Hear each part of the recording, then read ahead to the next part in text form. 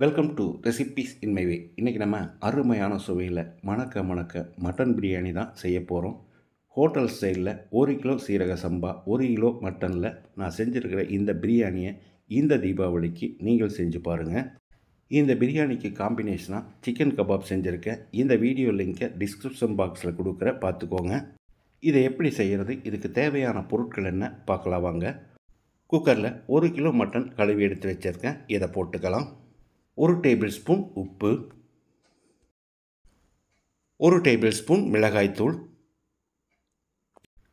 1/4 teaspoon அளவுக்கு மஞ்சள் தூள், 2 டேபிள் ஸ்பூன் இஞ்சி பூண்டு விழுது, மட்டன் முழுகிற அளவுக்கு தண்ணி ஊற்றிக்கலாம். கிட்டத்தட்ட 400 மில்லி அளவு இருக்கும்.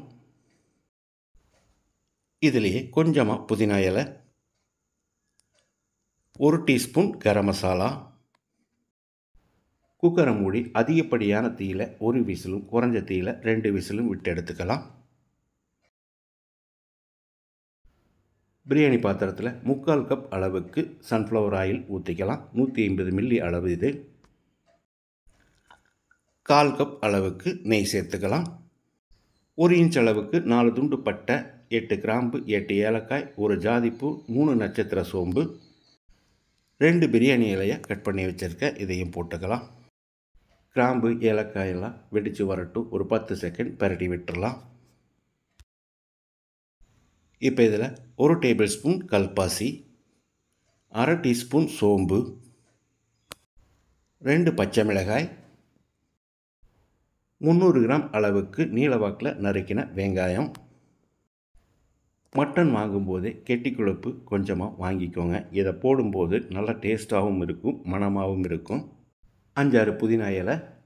வெங்காயத்தை நல்லா செவக்கிற அளவுக்கு வதக்கிடலாம். வெங்காயம் செவக்கிற அளவுக்கு வதங்கிருச்சு. 300 கிராம் அளவுக்கு தக்காளியை நறுக்கி வச்சிருக்கேன். இதை போட்டுக்கலாம். தக்காளியும் நல்லா மசிகிற அளவுக்கு வதங்கட்டும். தக்காளி மசிகிற அளவுக்கு வதங்கிருச்சு. இதில் 5 டேபிள் ஸ்பூன் அளவுக்கு பூண்டு விழுது. ஏற்கனவே மட்டனில் 2 டேபிள் ஸ்பூன் இஞ்சி பூண்டு விழுது சேர்த்துருக்கோம். இந்த பூண்டு விழுது கிட்டத்தட்ட 75 கிராம் வரும். பூண்டோட பச்சை வாசனை போகிற அளவுக்கு ஒரு 2 நிமிஷம் நல்லா கலந்து விடணும். 5 டேபிள் ஸ்பூன் இஞ்சி விழுது சேர்த்துக்கலாம். இதுவும் 75 கிராம் அளவு வரும். மட்டனில் சேர்த்ததோடு சேர்த்து கிட்டத்தட்ட 200 கிராம் அளவுக்கு இஞ்சி பூண்டு விழுது வரும். மறுபடியும் ஒரு 2 நிமிஷம் வதக்கி விட்டுடலாம். 12 வரமிளகாயை ஒரு 5 நிமிஷம் கொதிக்க வச்சு மிக்சியில் பேஸ்ட்டாக அரைச்சி எடுத்து வச்சுருக்கேன். இதை போட்டுக்கலாம்.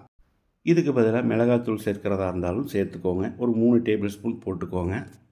ஆனால் இது கொஞ்சம் வித்தியாசமாக இருக்கும்.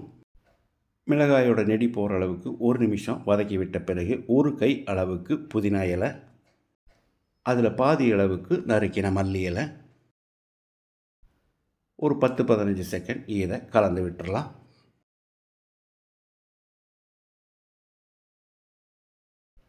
நூற்றி 150 மில்லி அளவுக்கு தயிரை எடுத்து வச்சிருக்கேன். இதை ஊற்றி கலந்து விட்டுடலாம்.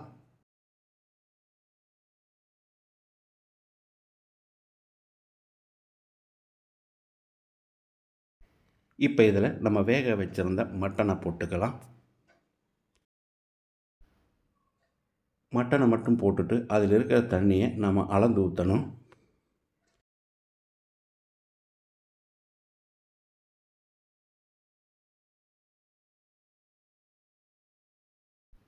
இப்போது அரிசிக்கு தகுந்த மாதிரி தண்ணி சேர்த்துக்கலாம். முதல்ல மட்டன் வேக வச்ச தண்ணியை அளந்து ஊற்றிடலாம்.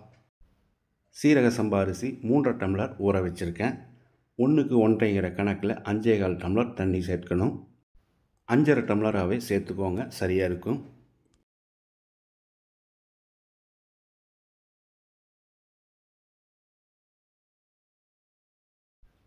தண்ணி சேர்த்து கலந்து விட்ட பிறகு உப்பு போட்டுக்கலாம். 2 டேபிள் ஸ்பூன் உப்பு சேர்க்கிறேன். ஏற்கனவே மட்டன்லேயும் 1 டேபிள் ஸ்பூன் போட்டிருக்கோம்.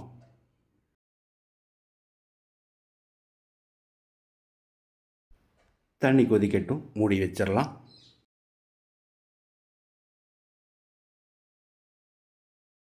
தண்ணி கொதித்து வந்துருச்சு. இப்போ அரிசியை சேர்த்துடலாம். சீரக சம்பா அரிசி 1 கிலோ, 1/2 மணி நேரம் ஊற வச்சுருக்கேன். இதை போட்டுடலாம். மீடியம் சைஸில் ஒரு எலுமிச்சம்பழத்தோட சாறையும் எடுத்து வச்சுருக்கேன். இதை ஊற்றிக்கலாம். நான் எப்போவுமே பிரியாணிக்கு 1 டீஸ்பூன் சர்க்கரை சேர்ப்பேன். நீங்கள் விருப்பப்பட்டால் சேர்த்துக்கோங்க, இல்லைனா விட்டுறலாம். சர்க்கரை சேர்க்கிறதால டேஸ்ட்டு இன்னும் கொஞ்சம் தூக்கி கொடுக்கும். அரிசி வேகட்டும், மூடி வச்சிடலாம். இடையில 2 தரம் கலந்து விடுங்க. அளவான தீயிலேயே ஒரு 10 நிமிஷம் வேகட்டும். 10 நிமிஷம் வேக விட்டுருந்தோம். அரிசிக்கும் தண்ணிக்கும் சரியாக வந்திருக்கு. இதை ஒரு தரம் கலந்து விட்டுடலாம். அரிசியை இந்த மாதிரி மட்டம் பண்ணி விட்டுருங்க. ஒரு 50 மில்லி அளவுக்கு நெய் ஊற்றிக்கலாம். மொத்தமாக இந்த பிரியாணிக்கு 100 மில்லி அளவுக்கு நெய் பிடிக்கும். இப்போ பிரியாணி பாத்திரத்தை மூடிடலாம். ஸ்டவ்வில் பழைய தோசைக்கல் வச்சு அது மேலே பிரியாணி பாத்திரத்தை வச்சிடலாம். தட்டை வச்சு அது மேலே தணலை போட்டு விட்டுடலாம். அதிகப்படியான தீயில் 5 நிமிஷம் ஸ்டவ் எரியட்டும். அதுக்கு பிறகு 10 நிமிஷம் குறைஞ்ச தீயில் எரியட்டும். ஸ்டவ் ஆஃப் பண்ண பிறகு ஒரு 20-25 நிமிஷம் தம்மில் இருக்கட்டும். அதுக்கு பிறகு திறந்துடலாம். இப்போ இதில் மீதி இருக்கிற நெய்யையும் ஊற்றிக்கலாம், அல்லது உங்களுக்கு தேவையான அளவு ஊற்றிக்கோங்க. இதுக்கு மேலே நறுக்கின புதினா இலையை கொஞ்சமாக போட்டுக்கலாம். அப்போ தான் மணமாக இருக்கும். தீபாவளி ஸ்பெஷலாக அருமையான சுவையில் மணக்க நான் செஞ்சுருக்கிற இந்த ஆம்பூர் பிரியாணியை இதே மாதிரி இதே அளவுகளோடு நீங்கள் செய்து பாருங்கள். இந்த வீடியோ பிடிச்சிருந்தால் லைக் பண்ணுங்கள், கமெண்ட் பண்ணுங்கள், ஷேர் பண்ணுங்கள். சப்ஸ்கிரைப் பண்ணாதவங்க சப்ஸ்கிரைப் பண்ணுங்கள். மறக்காமல் பெல் பட்டனை கிளிக் பண்ணுங்கள்.